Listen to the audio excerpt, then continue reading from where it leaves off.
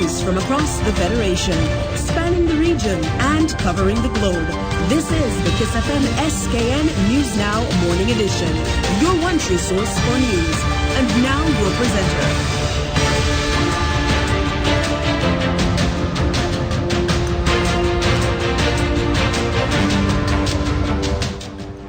Good morning. Today is Friday, 2nd March 2018. I am your presenter, Javan Libert, and these are your top stories. Nationally, a dead man has been found in Phillips's this morning. Internationally, there is a growing movement for gun law reform in the U.S. And in sport, the Windies women have won their warm-up as championship preparations continue. We'll also have a look at today's updated weather forecast and Carib update. Now for a look at the news in detail. National Police are now investigating the shocking double homicide of Key's sisters Jamila and Naomi Finch on Thursday, 1st March. Outrage, anger, and calls for justice for the young women are sweeping the nation. Jamila, 21, and Naomi, 18, were allegedly killed by a man in his 30s who has been linked romantically to one of the sisters. Jamila was also a member of the St. Kitts and Nevis Defense Force and the mother of a young child. According to police, the girls were found close to the seashore, chopped to death. Both were declared dead on the scene by the district medical officer.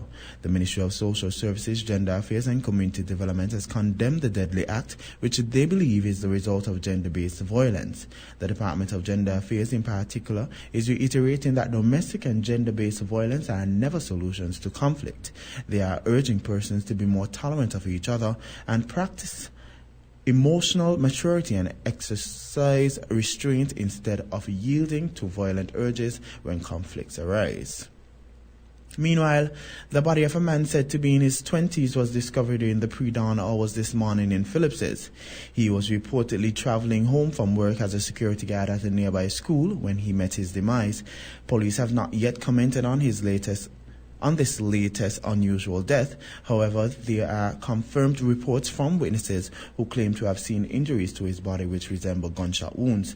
Other persons living nearby where his body was found are reporting having heard multiple gunshots fired after midnight. The Federation's first murder victim was this year 19-year-old Cleon Brown, who was gunned down in Rollins Village, Gingerland Nevis, on January 17th. The second murder was recorded on January 21st when the body of 45-year-old Shirley Dawn Morton of Hanley's Road was discovered in a house owned by her boyfriend, Wayne Spire Chapman, in Box Hill, Gingerland. The cause of her death, according to the autopsy report, was multiple blunt force traumas to the head causing brain injury. Internationally, U.S. politicians are considering modest changes to gun laws following last month's school shooting in Florida, in which 17 people died. There's been talk of change before, but this time the campaign seems to be making headway. That's largely down to survivors of the Parkland High School shooting. John Hedren reports. Across the U.S., a crusade by the country's young is pushing for gun control. The youth of our nation are shaming the adult world into action. In Florida, the teenage survivors of the Parkland High School shooting are pressing state lawmakers to vote on a new 3-day waiting period and raising the age limit to buy a gun. In Oregon, the state legislature is barring stalkers and domestic abusers from owning firearms. And in Illinois, the state house is backing a new law to license all gun sellers, restrict sales of assault weapons, and ban bump stocks, which allow a semi-automatic weapon to fire almost like an automatic. This is a watershed moment in Illinois' history.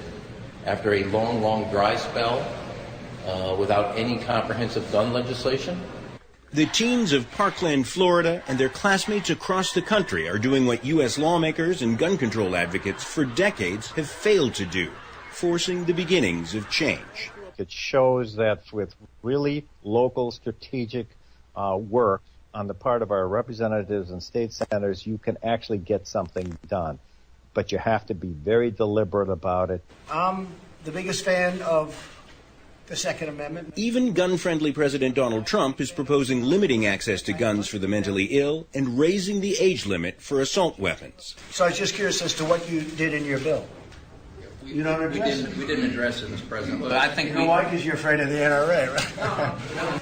That has put the powerful National Rifle Association on the defensive. They want to sweep right under the carpet the failure of school security, the failure of family, the failure of America's mental health system.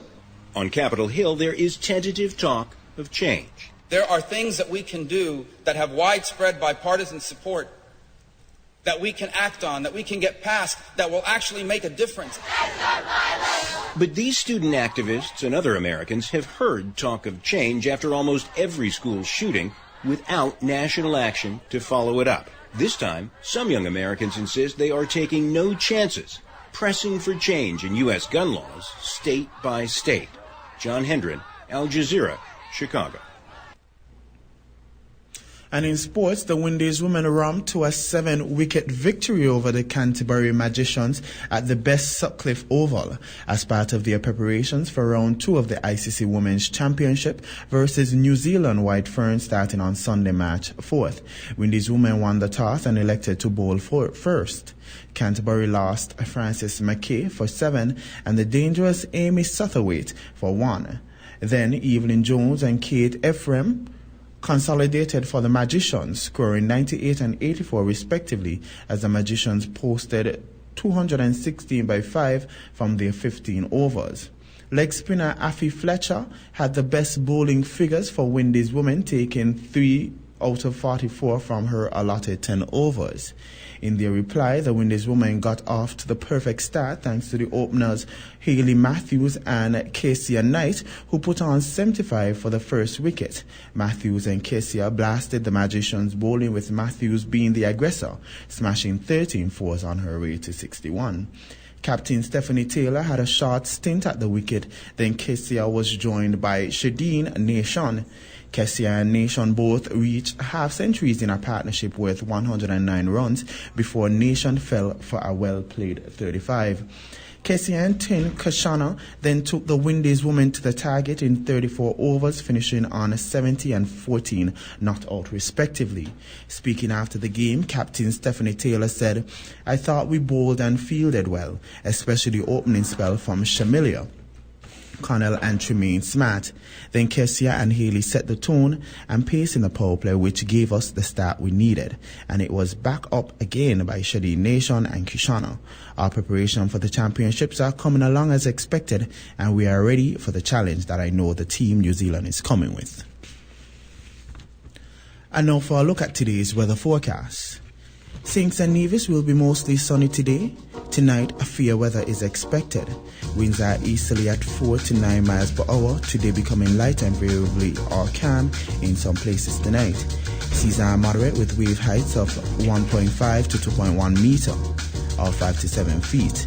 Sea bathers should continue to exercise caution against breaking swells, particularly in the waters on the east and north coast of the islands. The sea level pressure is 17.1 millibars. The sun will rise tomorrow at 6:28 a.m. and set to at 6:18 p.m. Over the rest of the Eastern Caribbean, a dry and stable EMS will persist over the Northeast Caribbean, hence skies from Puerto Rico east to the Leeward Islands will be mostly sunny today and fair tonight with a slight chance of showers.